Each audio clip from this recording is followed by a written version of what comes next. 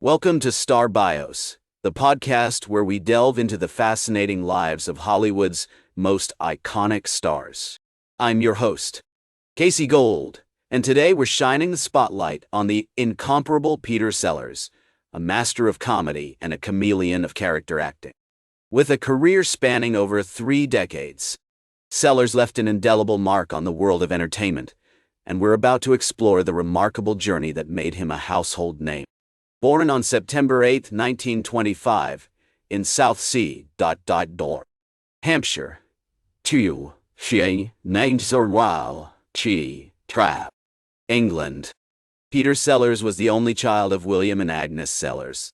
His father, a charming and eccentric man, was a jeweler by trade, with a passion for music and a penchant for telling outlandish stories that would later influence his son's comedic style. Peter's mother, Dame Belnau de Bortini, Inundation, away, newer, our, toll. Agnes was a homemaker who nurtured her son's creative talents from an early age, encouraging him to explore his love of acting, music, and mimicry. The Sellers family lived in a cozy semi-detached house on Castle Road, Southsea, surrounded by the sights and sounds of the seaside town that would later inspire many of Peter's comedic characters. As a child, Peter was fascinated by the world of entertainment, spending hours listening to the radio, watching silent films, and performing in amateur theatrical productions.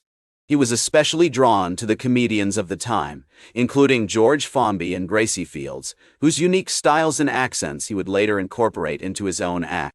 Peter's parents, recognizing their son's talents, encouraged him to pursue his passion for performance, enrolling him in the local drama club and supporting his early forays into radio broadcasting. In 1937, at the age of 12, Peter enrolled in St. Aloysius College, a Catholic boarding school in Highgate, London. Although he struggled academically, Peter found solace in the school's drama club, where he began to hone his acting skills and develop his confidence on stage. It was during this period that he discovered his remarkable ability to mimic accents and characters, a talent that would become a hallmark of his future success. Peter's time at St. Aloysius College was marked by a series of amateur dramatic productions, including a notable performance as the lead in a school production of The Importance of Being Earnest. His portrayal of Algernon Moncrief earned him critical acclaim from his peers and teachers, further fueling his ambition to become a professional actor. As we explore the early life of Peter Sellers, it's clear that his upbringing and family influences played a significant role in shaping his creative personality. The seeds of his future stardom were sown in these formative years, with his parents' encouragement and support laying the foundation for his remarkable journey to come. From the seaside town of Southsea to the boarding schools of London, Peter's early life was marked by a series of experiences that would later inform his approach to comedy and acting.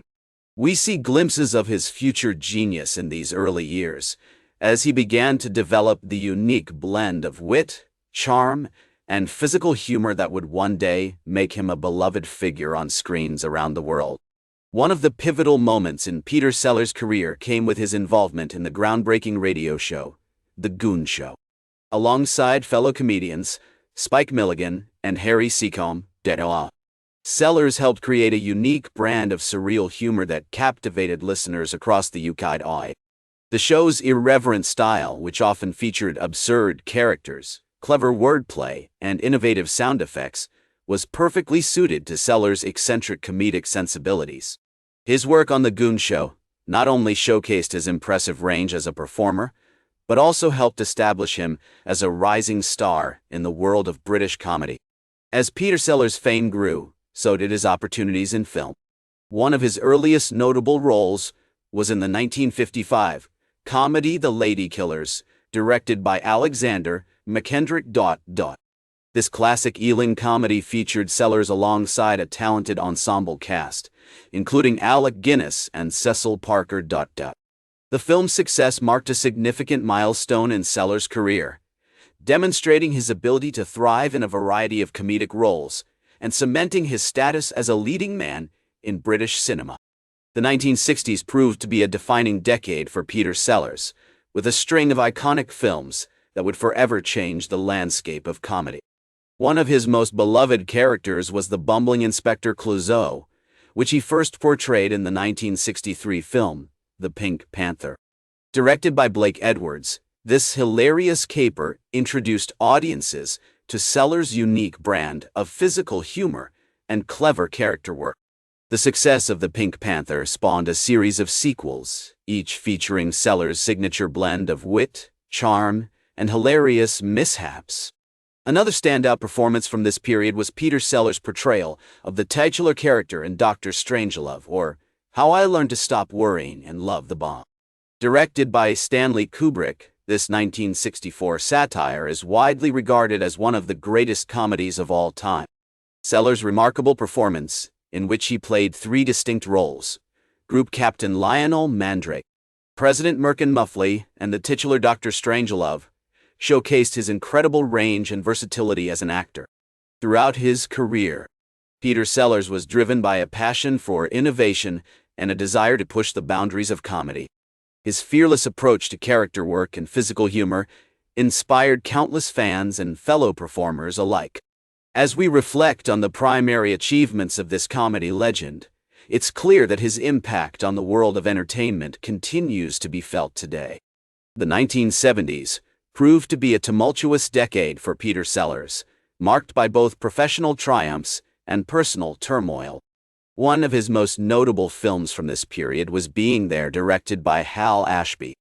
Released in 1979, this poignant comedy drama featured Sellers as Chance, a simple-minded gardener who becomes an unlikely fixture in Washington, D.C. society.